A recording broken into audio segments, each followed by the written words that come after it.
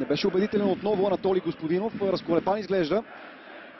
Данил Асприля влиза на скорост. Данил Асприля стреля и Литекс побежда с 1-0. Ето как едно лошо вкарване на топката в игра доведе до страхотна възможност за отбора на Литекс. Дали топката бе излязла с пълната си обиколка. Не можахме да сме много категорични, но сега отново шанс за отбора на Литекс. Дали няма да види втори гол? Да, 2-0 за Литекс. ЦСК е в истински шок. Усмивка на лицето на Красимир Бълъков. Литекс повежда с 2-0. Данил Асприля попада за втори път в прегръдките на своите съотборници.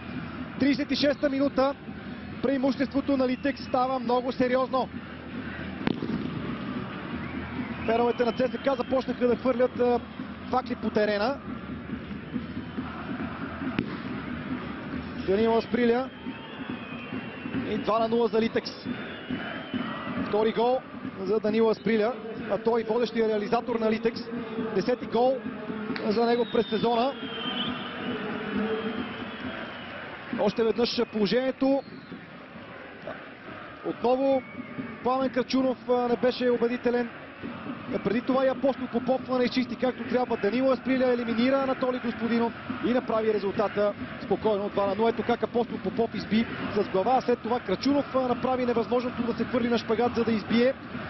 Но Данил Асприля с втория си гол в матча прави разликата между двата отбора много сериозна. За малко да се контузи след това при кълбото